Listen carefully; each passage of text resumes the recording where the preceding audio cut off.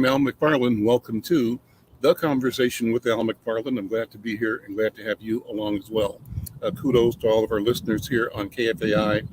Kudos to my colleagues at the station doing great work for the community all the time. I want to invite everybody to support this show going over to our YouTube channel, YouTube Insight News MN, and subscribing. We want to grow our subscriber base for The Conversation with Al McFarlane to about 1,000. We're on the way.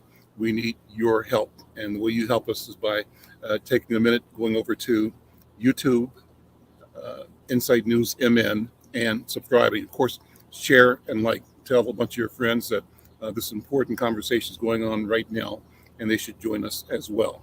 As always, we promise a great program, a great conversation, a robust conversation. I'm pleased to have a guest who was a new light in the theatrical world, working at Children's Theater Company, Raiyon Hunter. We'll talk to her in a few minutes. Before I do, our friends over at Minnesota Department of Health want to remind you to follow the COVID-19 protocols, meaning wash your hands and stay aware and prioritize prevention. Together we can create awareness and encourage testing and help everybody stay healthy. So enjoy this show. Remember, get well, get healthy.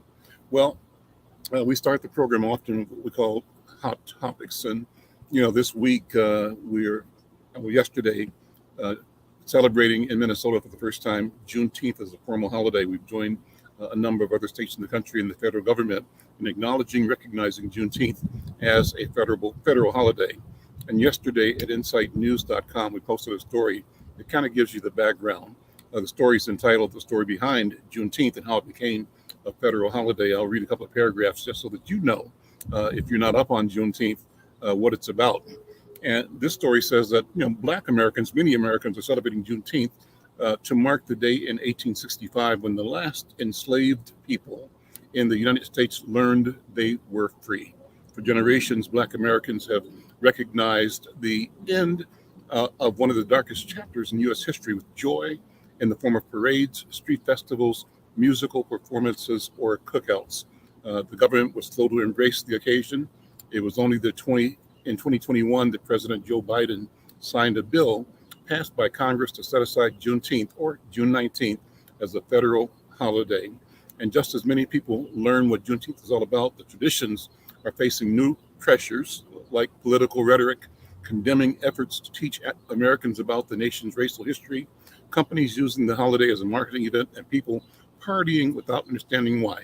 So what we want you to do is go to insightnews.com, read the story, learn why Juneteenth, the why, and why it's important, and what it means to you, to us, and to all of our country. We have another hot topic in the same vein. This article is also a piece published at insightnews.com, and the headline says that Juneteenth offers new ways to teach about slavery, Black perseverance, and American history. It's an article by Raphael E. Rogers, who's professor of practice and education at Clark University. And we published this today at insightnews.com. A couple of paragraphs from that. He says, whenever I tell high school students in classes I visit that I appreciated learning about slavery as a child, growing up in the Caribbean, they often look confused. Why, they ask, did I like learning about slavery given that it was so horrible and harsh? How could I value being taught something or about something that caused so much hurt and harm? That's why when I tell them that my teachers in St. Thomas and my fourth grade history textbook didn't focus just on the harsh conditions of slavery. Rather, they also focused on the Black freedom fighters, such as Moses Gottlieb, perhaps better known as General Budo, who is credited with leading a nonviolent revolt that led to the abolishment of slavery in the Danish-ruled West Indies on July 3rd, 1848. The historic date is now observed and celebrated in the United States Virgin Islands as Emancipation Day. Well, that's a good beginning. It's a story you want to check out. We need to make the connection. I mean, what is Juneteenth to us? And I've heard in social media and on some of the television programs I watch, our people referring to Juneteenth is our 4th of July. Think about that. One commentator, one talk program was talking about, the beauty of this and the power of it is that it connects sort of a summer arc or a half-year arc from Juneteenth down towards Kwanzaa, elevating Black values, an Africana way of knowing, a way that Africans can assemble the world and create stories that reflect our humanity, our dignity, our vision, our perseverance, and our future, the future that we must create for ourselves and therefore for fellow human beings. Well, think about it and go to insightnews.com, other places, and learn about Juneteenth, what it means, and how it's going to be important that we continue to focus on conversations around slavery and the resistance, the resilience, and the freedom work that we have created and have come from. Well, the last hot topic is an op-ed that is also in Insight in our June 20th or 19th edition. It's a piece written by Andrew Cuomo, former governor of New York, and Dr. Benjamin F. Chavis Jr., who is the leader of the Black Press of America, the National Newspaper Publishers Association. And it says, "Time to act on crime, violence, and police reform in America." I'll just read the first opening paragraph and invite you to go read it yourself at insightnews.com. And it starts off saying, "America 2023, tumultuous times. Yes, yet amid the greatest domestic challenges of American history, our nation has attempted to respond to the challenges through transformative public policy initiatives that have moved America toward a more perfect, inclusive union." It's a big statement. Find out where it goes. Go to insightnews.com and see if you agree. Love to have your comments, your feedback on it.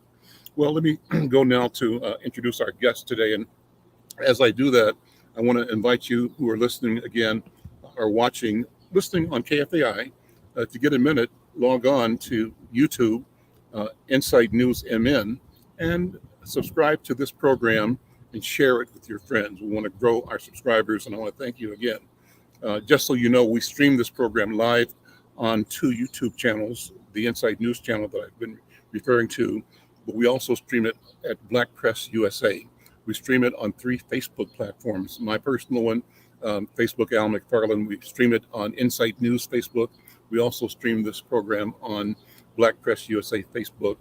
Finally, we are streaming live to Twitter and streaming live to LinkedIn. So wherever you are, however you connected or listening on the radio, join us, support us, be a part of this community, a part of this conversation. Well, Raiyon Hunter is the newly named associate, get that right, let me get it right, is the newly named casting director at Children's Theater Company. And she's been in town about 3 weeks now. And I'm reading from a press release that we received, that we published in Insight News, that says that the CTC Artistic Director, Peter Brocious, indicates how pleased they are that Raiyon has joined the Children's Theater Company as the new casting director, that she brings tremendous energy, insight, and commitment to this position and is a remarkable young leader.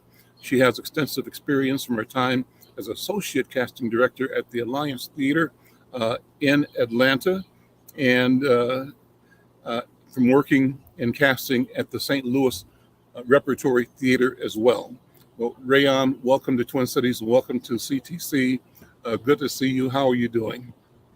I'm doing good. It's good to see you all. Well, I tell my guest, Raiyon, that this is like an informal conversation, like you and I hanging out and getting to know each other. We just happen to be sharing our private conversation with 100,000 people. So this is an intimate conversation, and we can tell whatever we want to talk about to the whole world. Let's start by talking about your background, what you've done in theater, and how you've come to this part of your career. Absolutely. So how I got into theater, I've been in theater since I was about 3 or 5 years old. My parents will tell you that my birth was actually very dramatic, if we're being honest. But then after that, I kind of just fell in love with acting. I fell in love with performing. My parents always told the story to everyone about how, I would perform and I wouldn't leave the stage. And from Hmm. there, it just kind of like created this love of ensemble and intimacy and live performance that was groomed by a lot of mentors that I've had. So there are a lot of people who have kind of like taken me under their wing and put me in different positions or places, or taught me what a monologue was. My parents were very big in making sure that I had access to all they knew when it came to theater, which honestly wasn't much, which was okay because they did all that they could with what they had. But it was really in high school when I met my mentor, Allison Lee Brown, who is this phenomenal actor. And she kind of took me under her wing and she helped me to find my purpose when it came to theater, which, wasn't specifically may have been on the stage, but it was also in a producerial and directing aspect. And from then, she was a Spelman College graduate. And I loved how she talked about the institution. I loved how she talked about how it actually shaped her into the woman that she is today. Um, and I was like, I have to go visit the school. And the Hmm. minute I walked on Spelman College's campus, I knew for a fact that that was Well, the school for me. Spellman is enchanting. Spelman is enchanting, Yeah. and everyone there loved their institution, like truly Hmm. with their whole heart. But it was there that I kind of like got into the thick of acting, like behind the stage and being light operator and producing and assistant directing and still acting. But I wanted to be involved in all of the parts, and everybody was like, "You need to pick one. You need to pick which one you want to do." And I'm like, "Do I have to pick one?" Hmm. I was like, girl, I'm a Black woman. I could do all of them if I really feel like it. Ah, So, I decided to go into producerial position because I felt like producing was that kind of like umbrella that got to work in all these different areas. mhm. So the one major theater in Atlanta is the Alliance Theater, which a lot of people know. And the Alliance actually has a program called the Spelman Leadership Program. And so 3 Spelman seniors are chosen as interns their senior year. And then you apply to the fellowship after your senior year, and one gets a 2-year fully salaried fellowship, which is phenomenal because it also brings about so many opportunities to interact with like phenomenal directors and playwrights and artists. So Mm. through that, I started working in casting, and I became the casting associate to Jodie Feldman, who taught me everything that I know. Um, and I started loving being like kind of the first point of contact when it came to the artist, Hmm. because when you think about it, being an artist is such a vulnerable position. It's so vulnerable because you have to kind of like put yourself out there and hope that you're good enough. And I think that some people kind of don't really think about that when they're interacting with artists and making sure that they feel comfortable and safe. So it felt really good to me to be the first point of contact and to get to know them and what roles they like and to talk to them about them as a person and a human and not just labor. And that was something that was really fun and exciting for me. And I just kind of fell in love with it. I mean, casting is a producerial position. And it's one of those positions where you kind of get to interact with these phenomenal people and these phenomenal artists. So that is how I got into the position that I am today through the Alliance Spelman Leadership Fellowship. Well, we're going to go back and talk more about that a little Yeah. later. Let's talk about where you are right now at Children's Theater Yeah. Company and your role as a casting director. So, what do you do as casting director? And for those who might not be aware, because they're either not in town or they just haven't paid attention, talk about CTC. It's really a jewel. It's a national, Absolutely. international jewel. Take a Absolutely. minute to. Children's Theater Company is a national jewel. So Theater Company is one of the largest organization that produces productions for intergenerational audiences.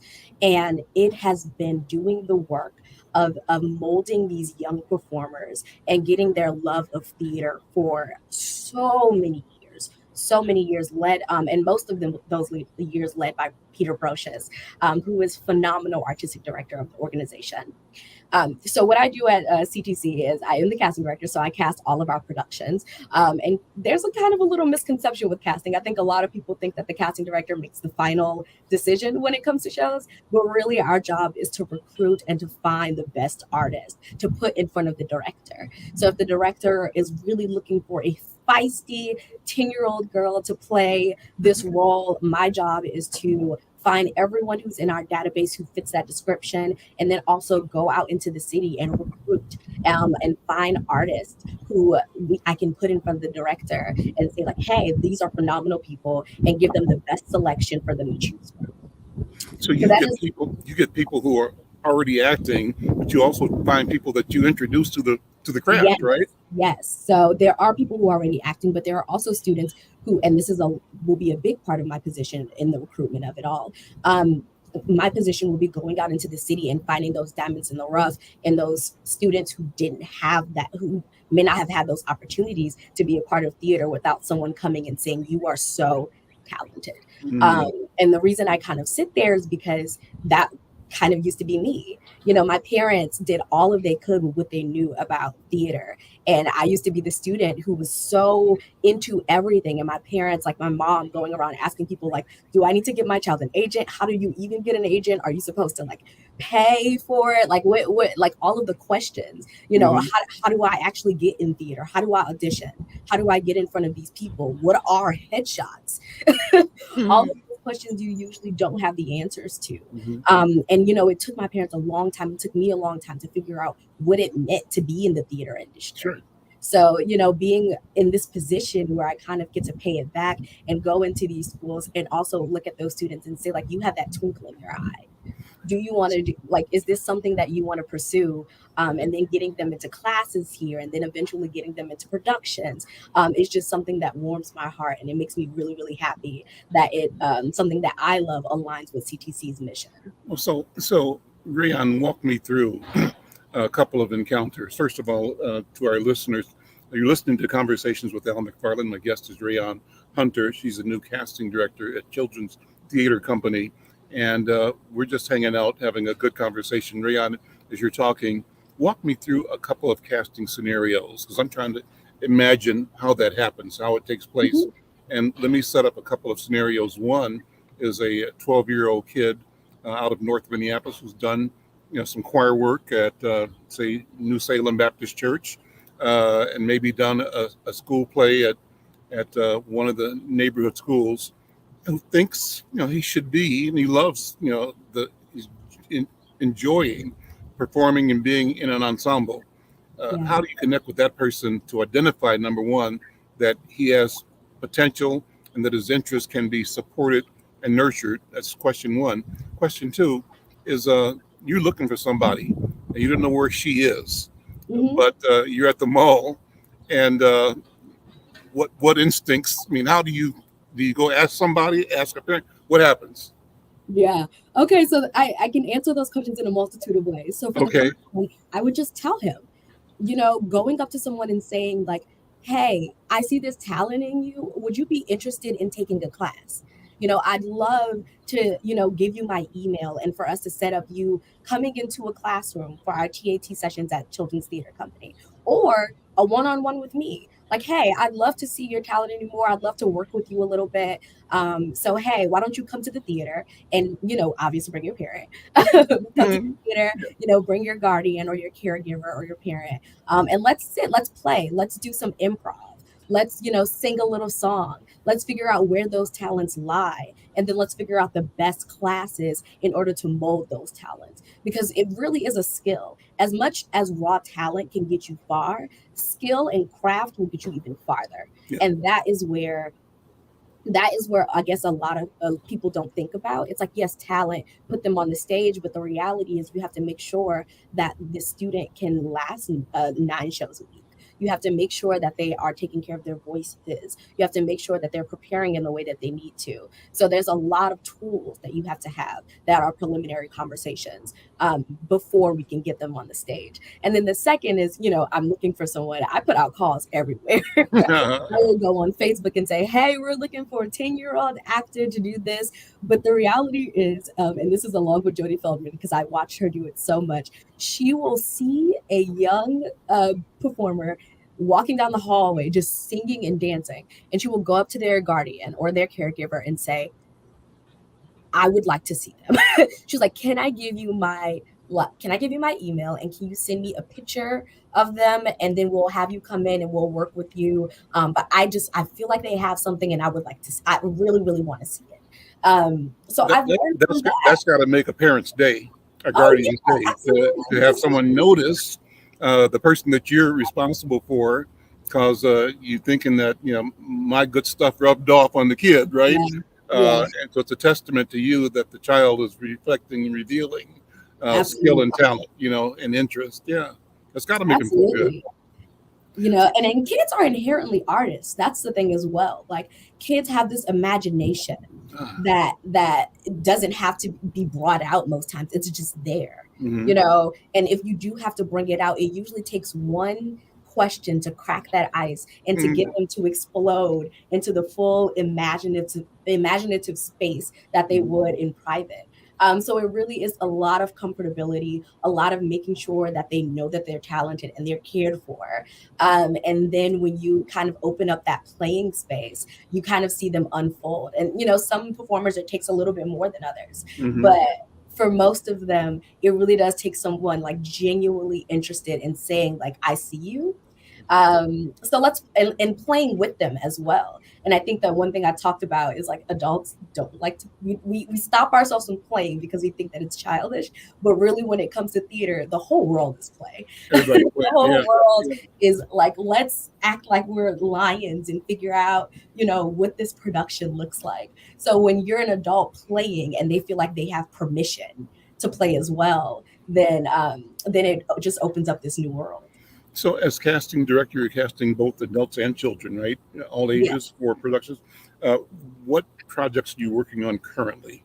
And what are the casting challenges and opportunities that are on your desk at this moment as we speak? I'm glad that you said that, because I'm actually looking down. So right now we are casting 2 productions that we are producing, which is Morris Micklewhite in the Tangerine Dress, which is a phenomenal show that will be opening on, I want to look at it for you guys, October 10th, 2023. And then also How the Grinch Stole Christmas, which will be directed by Peter Brocious, which is our phenomenal holiday show. I would say the most difficult thing about casting them right now is that there are so many people to cast. That are good. That are good. There are so many people, but there's so many positions that need to be open. Like, there are about 15 people at this point who need to be cast for the production. So that is probably one of the biggest things. Michelle is asking, what's the difference between a talent manager and an agent? She says her son was cast in several shows and commercials, and his manager took 15%. How does that work? Yeah, so that sounds about right. So a manager, an agent is someone who actively kind of like seeks jobs for you. A manager can do the same thing, but they kind of manage. You can have a manager and an agent at the same time. They kind of manage everything that you're doing, while an agent actively is seeking work for you. Unfortunately, most managers and agents take a percentage of the jobs that you do book. But what I will say is, if anybody ever asks you to pay them as an agent or a manager up front rather than receiving a percentage of residuals, run away and run fast. Because that is absolutely not how it should work. And 9 times out of 10, they're going to take your money and not actively be seeking those roles. But the goal, if you're going to get an agent, is that they're getting you so many jobs at the time. They're actively seeking it and sending it to you, because that is their job. So that 15% is kind of like the payment for the actively seeking roles. I'm Al McFarlane. This is The Conversation with Al McFarlane. My guest is Raiyon Hunter. She's the new casting director at Children's Theater Company. I'm so happy to be with her today.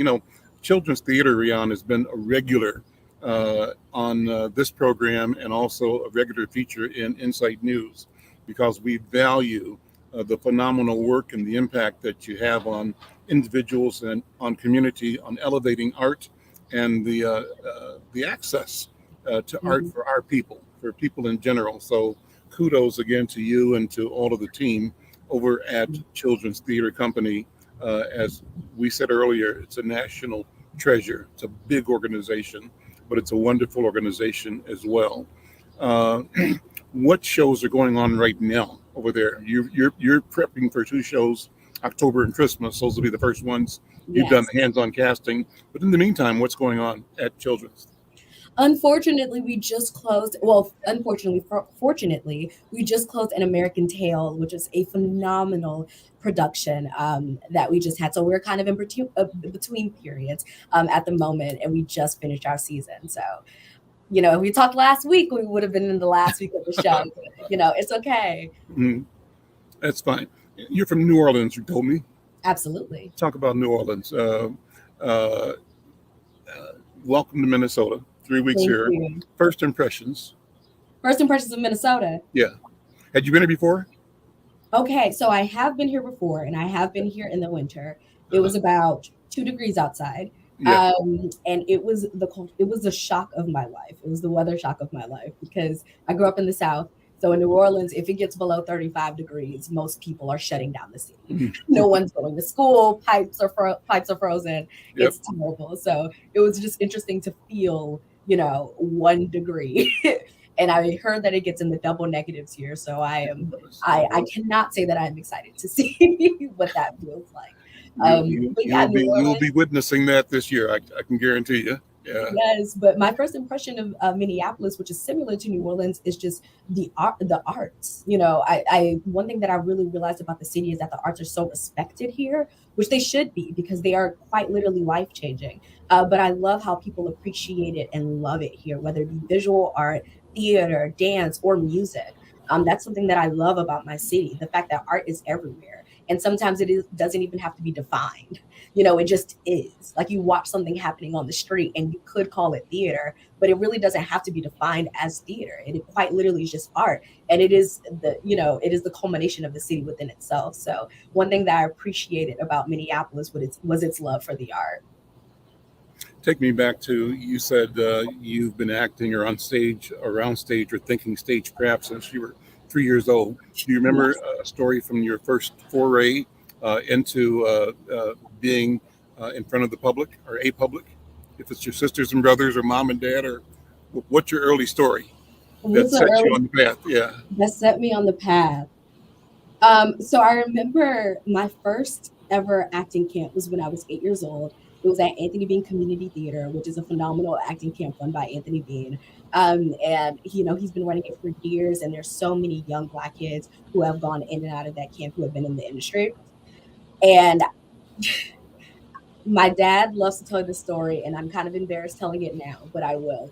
At some point within the entire time that I was performing when I was younger, I thought that I could sing. I thought that I had a really good voice. I thought that on top of acting, singing I was going to be in all the musical theater things. So my audition for the acting camp was with Alicia Keys's No One. Hmm. And I sung it and I sung my heart out. And my dad was sitting in the room as well. And my dad said after I finished, Anthony Bean turned to him and said, anyone who can get on my stage with that much confidence in how they sound needs to be in this camp regardless of how it came out. And that my dad didn't tell me that until like maybe 3 or 4 years later. Right. But Anthony Bean is the reason that I am still doing theater to this day. And I got to exercise that muscle. But finding out that story really made me laugh because it really was the confidence in what I thought that I was doing. That Mhm. is the reason that I got into the camp. He said that the monologue was great. He said the song though, Yeah. So do you still sing? absolutely in my shower. Okay, but you don't perform singing anymore. You won't find me on anybody's stage unless the Okay. Lord calls. Okay. So walk us through the areas of performance or theater that you've been through. I mean, your notes said both directing, acting, and other stagecraft. Tell us all the things you've come through so far. You're so young, and Yeah. you got a lot of productivity in front of you, I think. But you've Yeah. done a lot already. Yeah. I mean, I'm just really, I have to like give a lot of credit to the Alliance Theater. I mean, they were the reason that I was in a lot of spaces and then I got to be a part of a lot of production. So, yeah, I mean, so within the Alliance, within the Spelman Leadership Fellowship, I was in different departments. So I was Hmm. in literary, I was in engagement, I was in artistic, and then I also worked in education. So obviously directing, one of my favorite shows that I ever got to work on was Do You Love the Dark, which is a show for theater for the very young, for 0 to 5, actually. And we got to work on that production and figure out, it's based off of a book that I think I have behind me. I don't know if you Yeah. can see that. That is written by my Spelman sister, Maya Lawrence. Uh, And, we got to take the book and we got to like make an entire show out of it for the babies and how interactive it was and how beautiful it was and how it was still theater, which is amazing. did it Um, work? Did it work? it absolutely worked. I mean, the TBY always works. You just have to, it comes in different formats, and Hmm. the Alliance does a lot of TBY work. And it stimulates them. It is fun experience that they get to Hmm. like experience with, a bunch of other 0 to 5. Hmm. And then the caregivers come and they sit on their lap. So it's a phenomenal experience for everyone. Wow. But yeah, so working on that was amazing. I love working as a line producer, as an assistant line producer. Those kind of were the fun things because I love organized chaos. So though it is sporadic when you get a call and you're like, oh, this thing has messed up, we need to figure it out, and then you have to sit there and come up with all the things. The sense of satisfaction that I get once the thing is done Hmm. supersedes any other thing that could ever happen. Like it's even better than the original like sporadic or chaotic moment of Right. being like we don't know what to do. So I love producing because I actually love all of the mini surprises and the mini problem solvings that need to happen. But yeah, so I love doing that. I also love working as a dramaturg. It's really, really fun to read a script and to kind of do the historical background and research on it. So what a dramaturg does is so if there's a script about something specific, like Confederates, which is Hmm. by Dominique Morissette, which is phenomenal, but they talk about the Black codes in that show. So Hmm. one thing that a dramaturg would do is go research the Black codes, pull out some emphasis for the actors, and you give it to them as a package or on a website or however the mode of delivery is, but it's information that they have within the show to know the history of it within the characters that they're playing. So if there's a character who's a civil rights soldier, I would do research on what it means to be a civil rights soldier and then send all of that information to them. So Hmm. working at a dramaturg is actually very fun because it kind of helps me to stimulate my academic side as well. Sure. I was a comparative women's studies minor, which means that I was a super nerd. But I love researching. I love looking things up. But yeah, so that's pretty much. Well, I so let me say that from a listener's, from an audience member's point of view, what I love when I go to see plays or poetry or music, I go with a desire to experience transformation. Mhm. And what I believe I examine or uh, uh, get from exceptional events is Yeah, something that is certainly the intent, but sometimes it's something that's more than was intended. yeah. And the And there's work also itself, nothing like the shared experience of sitting in that's, an audience and where there's that dramatic moment where yeah, somebody is finding something out and though everyone in the audience gets it. collectively is holding their breath. Yep. And then when they find it out, you hear everyone exhale or you feel the You people feel it. around you exhale and you have that communal moment with these people, this moment of fellowship, this moment of shared experience with people you don't even know. Mm, And it kind of brings you closer together. That's why during intermission it's so beautiful for us on the opposite end who are not on the stage to go into the lobby and see hmm. people discussing the show because it Hmm. means that it's working. If you're discussing the show, then it worked. It did what it needed to do. Any best experiences you've had in that regard, watching a production uh, go beyond, what you or the actors or the audiences imagined in the arena of transformation? Yeah, I mean, and this is biased because it's a show that I worked on, but there was nothing like the audience response to Confederates by Dominique Morisseau, both versions. So it happened at Oregon Shakespeare Festival and it happened at the Repertory Theater of St. Louis. And I was able to be an observer in the room at On Oregon both Shakespeare on both Festival. occasions? On both? Observer in the room for Oregon Shakespeare Festival, directed by Nataki Garrett, and Hmm. then I was the associate director at the Hmm. version of at the Repertory Theater of St. Louis, directed by Elizabeth Carter, Hmm. who I love. But there's nothing. I mean, it's a So describe it. show, Describe the moment. Tell me what. Yeah. show about two black women, and it's split worlds. One black woman is a top professor in academia, and the other is a slave who is also a spy for during the Civil War. And it basically tells the tale of what black women have to go through every day in both respects, and how it's actually very similar and it's not far from each other, because I think Hmm. the emphasis or the genesis of the story was people are like, it's 400 years ago, it's not the same, but the reality is it is. Hmm. And one of the lines in the show is, as long as there's a house, none of us are free. I don't quote me. Hmm. But the concept of freedom and the concept of what a master's house is, um, it just it kind of it's mind blowing how similar the stories are and how beautifully that production was received. So that was one of my favorites because you felt everybody in the audience gasp and laugh and hold their breath, and you could hear a pin drop on some moments. So that was probably one of the best audience experiences, and it and it's the production. It's Dominique's words because it translated to both productions that are in completely different areas. Mm. So I thought that that was beautiful. It's awesome. I'm Al McFarlane. This is The Conversation with Al McFarlane. My guest is Raiyon Hunter. She's the new casting director at Children's Theater Company here in Twin Cities, here in Minneapolis. And what a wonderful conversation this is. Raiyon, thank you so much for being here. I warned you before the show I was going to ask you who your people are, Absolutely. and you've mentioned about your mom and your dad, but Yeah. I'm always curious. And so here's where my question comes from. I believe that lineage matters, and I believe that Hmm. all of us, reflect generations and generations, hundreds and thousands of years of continuity, and so Absolutely. that the moment we're in is a result of something that emanated from creation, and it's the gateway to everything that ever will be.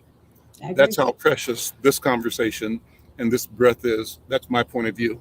So I throw that at you to say, uh, out of this moment that we're sharing, when you think about your family, your lineage, your people, your Hmm. ancestors, uh, how all of that poured into making Raiyon Hunter. Talk about your people for me. Absolutely. I mean, I don't think there's a moment that I don't think there's a day that goes by without me being so grateful for the people who poured into me, the people who are here and present on this earth, and people who are not. I will say that I am a gumbo pot of black women who have given me nothing but wisdom, love, encouragement, and spoken life into me. On top of like my mother and my aunt and my mommy and all of these different people in my family who have poured into me, there are people who are in my chosen families who have poured into me as well. I mean, my literally my family has taken care of me and made sure that I'm able to pursue my dreams no matter what. And then Hmm. there are people outside of my family, Allison Lil Brown, who I mentioned earlier as my mentor and big sister. Um, there's also two women who are phenomenal, dynamic women in theater who have made the change and set the blueprint for me, who have poured into me personally and sent me so much love. Nataki Garrett and Hannah Sharif are absolutely phenomenal women that everybody needs to know. They need to know exactly what they're doing. They need to know where they need to know about them. Look them up. If you Okay. haven't, please do. But these are women who have given me so much and who have experienced so much that a lot of their conversation to me is, I don't want you to have to experience the same thing I did. Mhm. So I want to give you this knowledge so that you know how to navigate this industry, Mhm. so Mhm. that you know how to keep yourself and your morals and your values and your joy intact as you navigate this industry. And that's something that I'm incredibly grateful for, because they don't have to do that.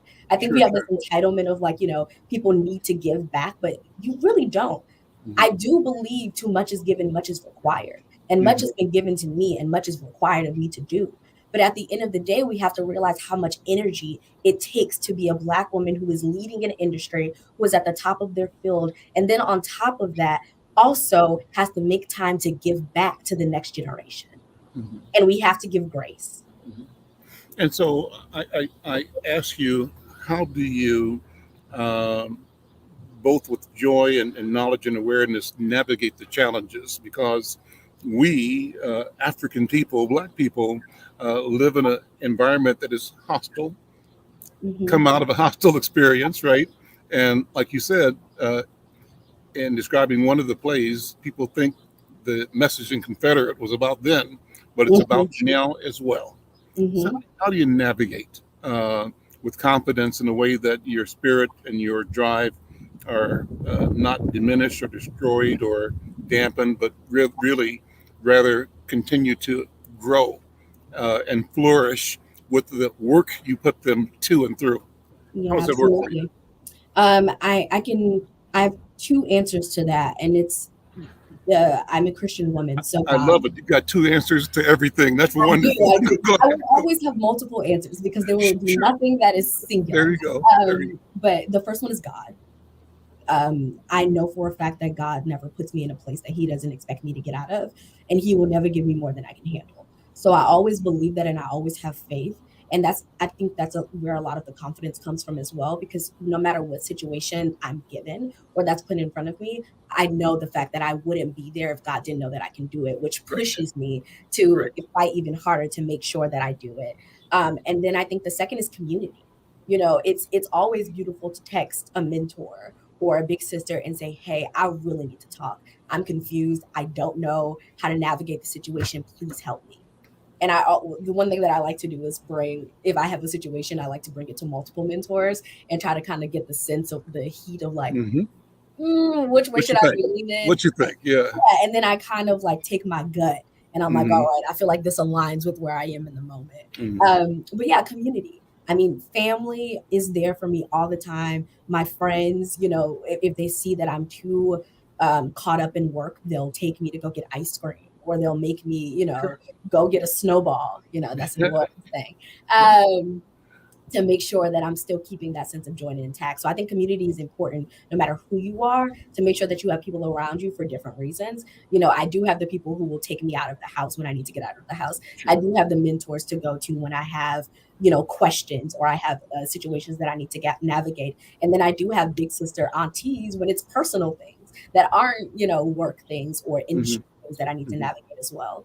Hmm. And big sister aunties that are biological by blood and that aren't biological by blood, people who are Hmm. chosen as well. So, I think community and God is really how I um, get through it. And it's, how I've been in this industry and and so young and figuring things out. And it's just been really blessed. Talk about lineage. How far back do you know in your family tree? Mom's side, It dad's side. depends on the side. My mom's side, I know pretty far back. I actually got to experience my great grandmother. As she was alive, she only passed a couple of years ago. And I mean, it's funny you talk about lineage because every single one of my great grandmother, great grandmother, grandmother, and mother have poured so much into me. And the last thing my great grandmother told me before she died was, if you give God all the glory, you don't have to worry about nothing. Mm. Mm. And I remember that quote because it was Mm. right before I went to New York to spend 6 months out there at the new school. And I really needed it because that was a tough time. And she actually passed like towards the end of my time there. But I carried that quote with me throughout the entire time, and it really got me through it. How about other ancestors? Yeah. And on my dad's side, we haven't gone we haven't gone all the way back, but I do know I recently actually got some information about my grandmother, my great grandmother on my father's side, Monica, who was this loving woman. I never got to meet her.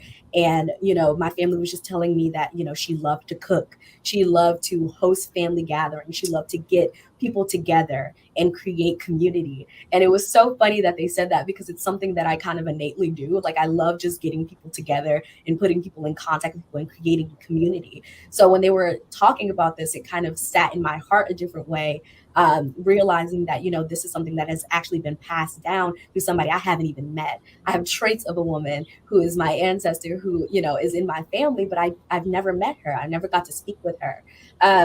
So it's beautiful because, every day when there's something different, every day when there's something different that comes up with me, I wonder which one of my ancestors did this come from. And I saw my mother actually put in the chat 5 generations.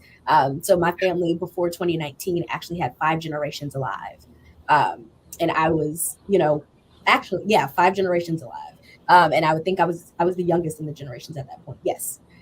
So yeah, and it was beautiful to have 5 generations alive. Imagine sitting at a table with your great great grandmother, your great grandmother, your grandmother, and your mother, and all of them giving you all of the knowledge, wisdom, and information that they've had throughout their entire lives.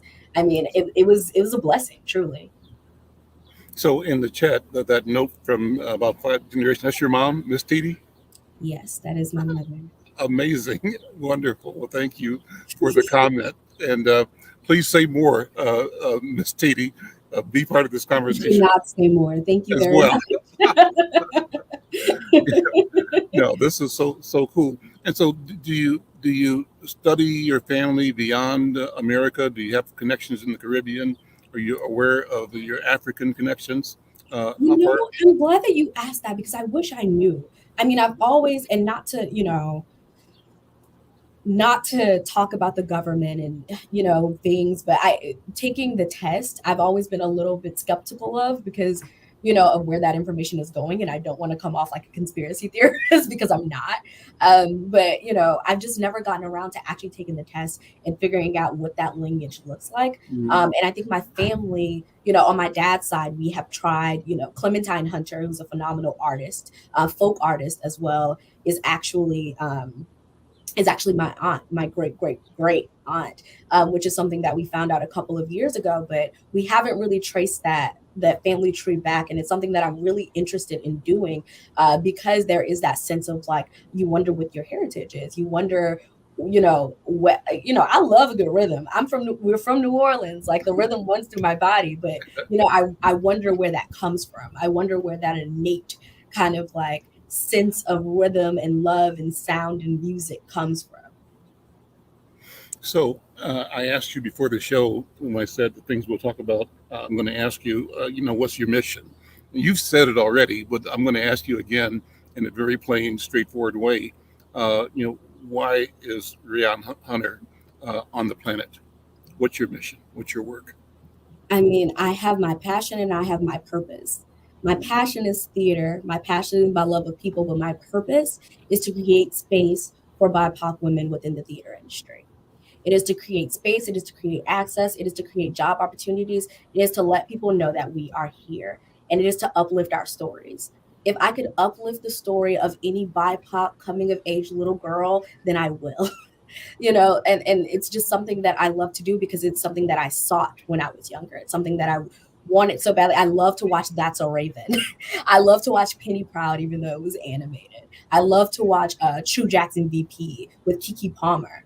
I loved those coming of age stories that made me feel like I could relate to them, that were less about trauma and that were more about finding myself, and finding my identity. Um, and I think that those are more stories that we need to this day. And so, elevating our ability to talk about our authentic selves, to what end? What contribution will the approach, the understanding, the invitation, the desire to communicate at that level, what will it mean for individuals, for our people, and for humanity? Why is it important? Can I ask more about that question? Yes. Sorry, I don't I guess I Oh, want to oh, ask like for yeah. more words. What I'm asking is, you want to elevate the curiosity, the work of young BIPOC women in particular and others. And I'm just saying, to what end? Yeah. And because what's the vision of how the world will be as Raiyon Hunter has succeeded in lifting stories up, in elevating people's ability to connect with their own authenticity and to bring that to community and to continue building, creating legacy. Where do you see it going? What's the vision of your world? I'll put it this way. Uh, Rayon, describe 2050. 2050. 2050 for me looks, I mean, the goal of all of this is to create an environment where little brown girls, little BIPOC girls, little black girls feel as though their stories are being told, and they feel as though they can see themselves.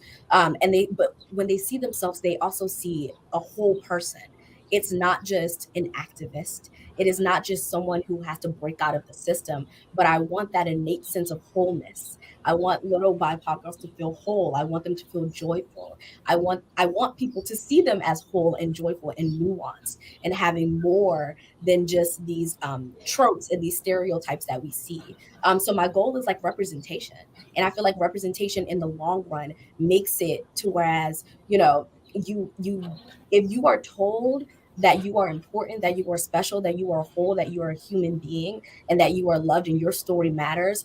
You see it when you track it to when someone's older, the sense of self-awareness and empathy and emotional intelligence that they have skyrockets. And I've seen it in the organization that I run, Express Yourself, which is an arts organization where we go into schools in the Atlanta area and we teach them emotional intelligence through the arts. And I see what it means to tell someone your story matters and that I want to hear your story. I'm actually interested in who you are as a person. You see their confidence rise. You see their social interaction rise, and that is only it's only the breeding ground. It's only the start, and it's only the foundation of what they could be if all of these characteristics were pushed into them earlier when they were younger. So that's my goal, in a couple of years for BIPOC women, but specifically Black women, to have rest, to be whole, to be healthy, to be loved, and for people to see us as a whole human being rather than these figures that can save the world. So I love this. I love what you're saying and how you say it. And thank you so much for responding to my gargantuan questions. I like asking them, and I love to get the responses that I get. And yours is one that I love a lot. Thank you so much. Thank And you. in that same vein, um, yeah, for me, I ask the questions because as I began, I always looking to discover this whole notion of transformation. How do we become transformed individually and collectively? You've talked about that off and on with several examples of plays that you've done and been with. Uh, and how do we create then, Rayon, a community of people that is self aware of the power, of its power, of our power to live both transformed and transforming lives. So we are attuned to the the act itself uh, of transformation as it unfolds in our lives. And how do arts? I think arts is one of the places that trains us to that, that Mhm. opens up, as you described it, a word, a sentence, something that will unlock all this wealth of genius in a person, in a child. Absolutely. Talk about that more. Yeah, I mean, So it's not a question; it's just a comment. yeah, Comment back to me.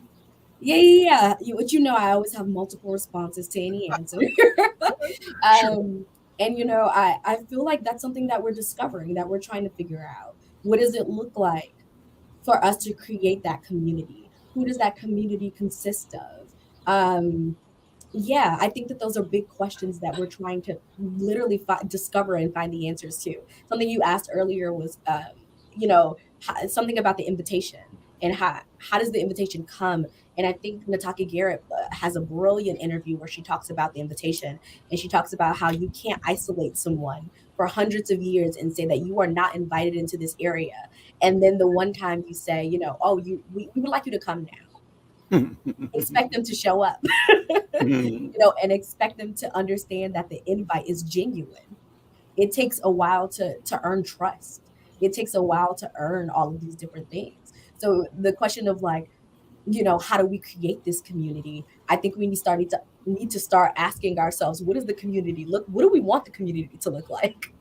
What do we specifically want to happen? And there might be different communities. There might be different subsections of the communities. But I think community is this overall general term that can talk about so many different things, that can talk about so many different kinds of people and what purposes and visions that they have within itself. But if we're talking about the greater community, like the greater Minneapolis community, I think that like being open-minded and empathetic and always listening, and leading from a place of curiosity rather than a place of condemnation, Mm-hmm. always will help. Because then, I think a lot of the reason we don't have that community, or the reason that it's a little hard to have, is because we have people fighting about how to get to the end goal.